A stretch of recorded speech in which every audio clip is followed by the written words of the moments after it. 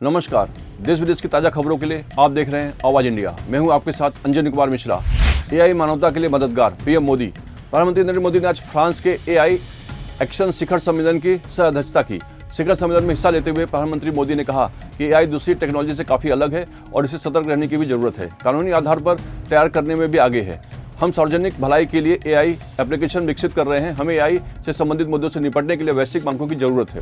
PM Modi को हराना चाहता था अमेरिका। अमेरिका ने रची थी बड़ी साजिश। अमेरिका के पूर्व विदेश विभाग अधिकारी के दावे से मची खलबली। अमेरिकी अधिकारी बेंज ने आरोप लगाया कि अमेरिका ने भारत की आंतरिक राजनीति में दखल दिया है। अमेरिका ने भारत में विपक्षी आंदोलन को वित्तीय सहायता की। इतना ही नहीं, अमेरिका ने बांग्लादेश की राजनीति में भी दखल देने की कोशिश की है। जम्मू कश्मीर के अखनूर में आतंकी हमला। जम्मू कश्मीर के अखनूर सेक्टर में नियंत्रण रेखा के पास एक आतंकी हमले में आईईडी ब्लास्ट के चलते आर्मी कैप्टन समेत सेना के 2 जवान शहीद हो गए और एक अन्य जवान घायल हो गया है। हमला उस वक्त हुआ जब सैनिक नियंत्रण रेखा पर फेंस पर तैनात थे। आतंकियों की तलाश के लिए घेराबंदी कर दी गई है। इलाके में तलाशी अभियान जारी है। एआई तकनीक में लाखों जिंदगियां बदलने की क्षमता। प्रधानमंत्री मोदी ने पेरिस के ग्रैंड पैलेस में एआई एक्शन समिट को संबोधित किया। प्रधानमंत्री मोदी ने कहा, एआई पहले से ही हमारी अर्थव्यवस्था, सुरक्षा और यहां तक कि हमारे समाज को नया आकार दे रहा है। एआई सदी में मानवता के लिए कोड लिख रहा है। पीएम मोदी ने कहा कि एआई लाखों जिंदगियां बदल सकता है। भारत का एआई मिशन काफी कारगर है। भारत और इंग्लैंड का तीसरा मैच आज। भारत और इंग्लैंड के बीच चल रही 3 मैचों की वनडे सीरीज का तीसरा और आखिरी मुकाबला आज अहमदाबाद के नरेंद्र मोदी स्टेडियम में खेला जाएगा। टीम इंडिया ने पहले ही सीरीज के शुरुआती 2 मुकाबले जीतकर 2-0 की अजय बढ़त हासिल कर ली है। वहीं इस मैच को जीतकर इंग्लैंड का क्लीन स्वीप करना चाहेगी। प्रधानमंत्री नरेंद्र मोदी की 3 दिवसीय यात्रा अंतिम चरण में। पीएम मोदी का प्रवासी भारतीयों ने जोरदार स्वागत किया। पेरिस की सड़कों पर रंगीन पगड़ी और पारंपरिक परिधान पहने और तिरंगा थामे भारतीय समुदाय के लोगों की भीड़ ढोल जैसे वाद्य यंत्र बजाते हुए मोदी की गारंटी के नारे लगा रही थी। भीड़ ने गर्मजोशी से प्रधानमंत्री मोदी का स्वागत करने के लिए मोदी मोदी के नारे भी लगाए। पीएम मोदी ने हाथ जोड़कर भीड़ का अभिवादन किया। लगातार 5वें दिन शेयर बाजार में भारी गिरावट। शेयर बाजार में गिरावट का सिलसिला जारी है। बेसिस सेंसेक्स 1007.48 अंकों की बड़ी गिरावट के साथ 76,304.32 पर बंद हुआ, जबकि निफ्टी 312.60 अंक छूटकर 23,000 पर बंद हुआ। पीएम मोदी के विमान पर हमला करने की धमकी।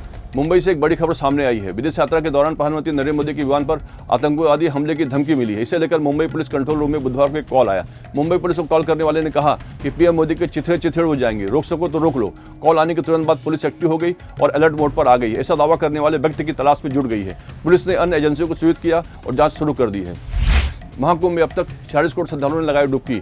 महाप्रयाग महाकुंभ में आज माघी पूर्णिमा पर श्रद्धालुओं की भीड़ उमड़ पड़ी है। संगम तट के दोनों तरफ श्रद्धालु नजर आ रहे हैं। माघ पूर्णिमा पर लोगों के उत्साह का आलम यह है कि सुबह सुबह ही 74 लाख लोग संगम में डुबकी लगा चुके हैं। माघी पूर्णिमा पर आज सबसे पहले नागा साधुओं के अखाड़े ने स्नान किया। इसके बाद अखाड़ों और फिर साधुओं ने डुबकी लगाई। महाकुंभ में अब तक 46.25 करोड़ से ज्यादा श्रद्धालु डुबकी लगा चुके हैं।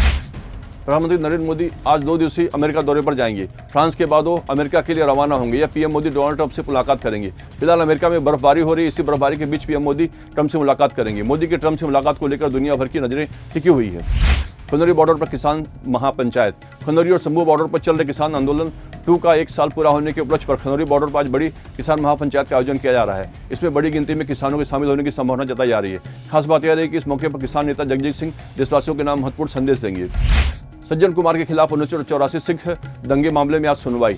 1984 सिख विरोधी दंगे से जुड़े सरस्वती विहार मामले में दिल्ली की राव जेमनी कोर्ट आज फैसला सुनाएगी। दरअसल 1984 के सिख विरोधी दंगों से जुड़े सरस्वती विहार मामले में कांग्रेस के पूर्व सांसद सज्जन कुमार आरोपी हैं। यह मामला 1984 के सिख विरोधी दंगों के दौरान दिल्ली के सरस्वती विहार में जसवंत सिंह और उनके बेटे तरुणदीप सिंह की हत्या से संबंधित है। आज से बेंगलुरु में शुरू हो रहा है इन्वेस्ट कर्नाटक शिखर सम्मेलन। निवेश कर्नाटक 2025 वैश्विक निवेशक सम्मेलन 12 से 14 फरवरी तक बेंगलुरु में विकास की पुनर्कल्पना विषय पर आयोजित किया जा रहा है। इस कार्यक्रम में कई शीर्ष उद्योगपतियों के साथ साथ कुछ वैश्विक निवेशक भी भाग लेंगे। रक्षा मंत्री राजनाथ सिंह 12 फरवरी को राज्यपाल थावरचंद गहलोत की मौजूदगी में शिखर सम्मेलन का उद्घाटन करेंगे।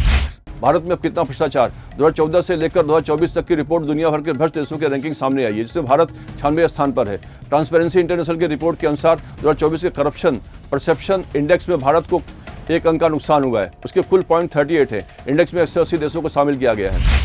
समय रैना का शो बंद कराएं। YouTube show India's got latent को लेकर मचा बॉल थमने का नाम नहीं ले रहा है। अब ऑल इंडियन सिने वर्कर्स एसोसिएशन ने गृह मंत्री अमित शाह और सूचना और प्रसारण मंत्री अश्विनी वैष्णव को पत्र लिखा है।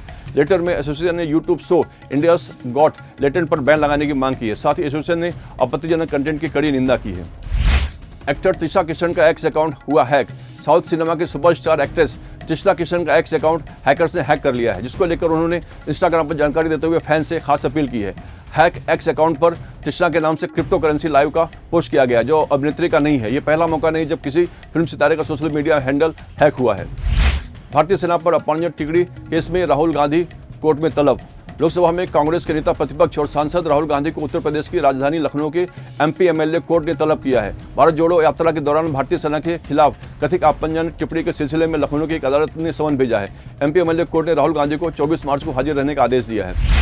जया बच्चन ने फिल्म उद्योग को खत्म करने के लिए सरकार की आलोचना की। समाजवादी पार्टी की राज्यसभा सदस्य और बॉलीवुड एक्ट्रेस जया बच्चन ने सरकार पर फिल्म उद्योग को खत्म करने की कोशिश करने का आरोप लगाया है। उन्होंने राज्यसभा में केंद्रीय बजट 2025-26 पर चर्चा के दौरान सरकार पर फिल्म उद्योग को खत्म करने की कोशिश करने का आरोप लगाते हुए कहा कि दिहाड़ी मजदूरों का जिंदा रहना मुश्किल हो गया है और सिंगल स्क्रीन थिएटर बंद हो रहे हैं।